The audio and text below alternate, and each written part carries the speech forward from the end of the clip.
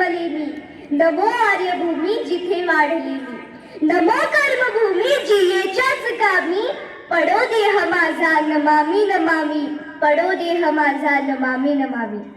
नमस्कार, माझे नाव समीक्षा सतीश रहाटे. मी आता 6वीत शिकते. माझ्या शाळेचे नाव MSM English school and junior college Malkapur. आज मी 26 जानेवारी निमित्त माझे मत व्यक्त करणार आहे. कित्येक लढा लढून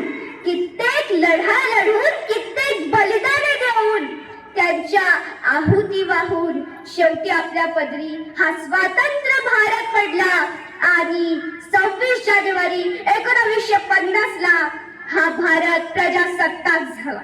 म्हणजेच या भारतात लोकांची सत्ता चालायला लागली. मित्रांनो, भारत, इंडिया, हिंदुस्तान ही नावं तोंडावर जरी आली तरी असं रक्त सळसळायला लागतं. आपली मान अभिमानाने उंचावते. तो तिरंगा आपल्या समोर फडकत जरी असला तरी आपल्या सगळ्यांच्या मनातला जो देशाबद्दलचा भाव, जो आदर असतो तो खरंच बघण्यासारखा असतो. किसी ने खूब कहा है कि हम अपनी जान के दुश्मन को भी अपनी जान कहते हैं. हम अपने जान के दुश्मन को भी अपनी जान कहते हैं और मोहब्बत की इसी मिट्टी को हिंदुस्तान कहते हैं. मोहब्बत की इसी मिट्टी को हिंदुस्तान कहते हैं. और जो दुनिया में दिखाई दे उसे खामोशी कहते हैं. जो दुनिया में दिखाई दे उसे खामोशी कहते हैं. और जो आंखों में दिखाई दे उसे तूफान कहते हैं. जो आंखों में दिखाई दे उसे तूफान कहते हैं. मित्रांनो, तुम्हाला माहितीये, आपल्या भारताला पहिले सोने की चिडिया असं म्हटलं जात होतं. का? कारण आपल्या भारतासारखा सुखसंपन्न, शेती प्रधान, कृषी प्रधान देश दुसरा कोणता त्या काळी तरी नव्हता हो. कदाचित म्हणूनच इंग्रजांना आपल्या देशाबाहेर पाऊल टाकायला वेळ लागला असेल. 1857 ला सुरू झालेला तो स्वातंत्र्य संग्राम, ते युद्ध शेवटी 15 ऑगस्ट 1947 ला शांत झाले. आणि 26 जानेवारी 1950 ला डॉक्टर बाबासाहेब आंबेडकरांनी आपल्या भारताला संविधान दिले, म्हणजेच राज्यघटना दिली. पण मित्रांनो, आपला देश फक्त इंग्रजांपासून स्वतंत्र झालाय. जातीभेदापासून नाही, धर्मभेदापासून नाही. ते कार्य तर अजूनही चालू आहे.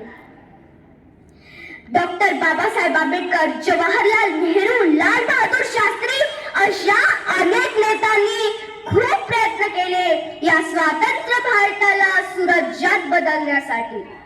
पण खंत अजूनही याची आहे की हे कार्य अजूनही पूर्णत्वास गेले नाही. ती हवी तशी प्रगती, तो हवा तसा स्वप्नातला भारत, ते सुराज्य अजूनही दिसत नाही.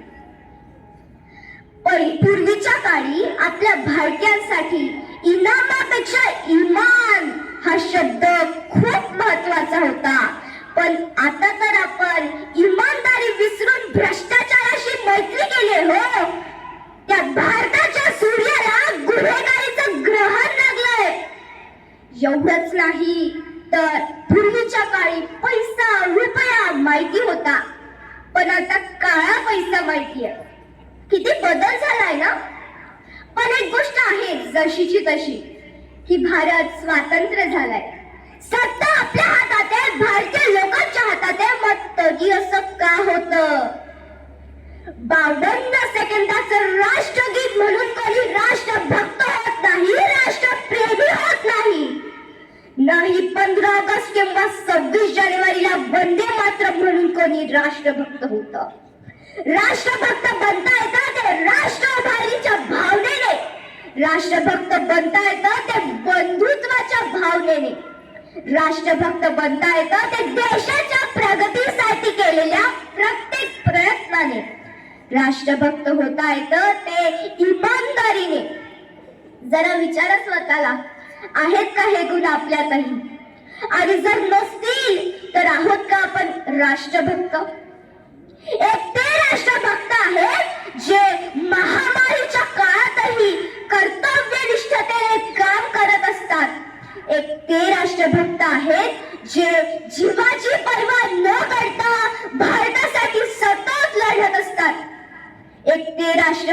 आहे, जे भारत हा गुन्हेगारीच्या जाळ्यात फसू नये म्हणून काम करत असतात. आणि आपल्या सगळ्यांमध्ये उपस्थित हे शिक्षक जे कार्यरत राहून मुलांच्या विद्यार्थ्यांच्या उज्ज्वल भविष्यासाठी प्रयत्न करतात, हे आहे खरे राष्ट्रभक्त, हे आहे खरे राष्ट्रप्रेमी. मित्रांनो, विद्यार्थी मित्रांनो, मग आपलं नाव याच्यात येत का नाहीये? काय कमी पडत आहे आपल्यात? आपण राष्ट्रभक्त म्हणून स्टेटस तर लावतच असतो ना. मग एखाद्या मनातल्या राष्ट्रभक्ताला ज्या दिवशी आपली युवा पिढी खऱ्या अर्थाने सुसज्ज होईल, त्या दिवशी आपला हा भारत खऱ्या अर्थाने सुराज्यात बदलेल, त्या दिवशी हा भारत खऱ्या अर्थाने प्रजासत्ताक होईल. इथेच थांबते. धन्यवाद.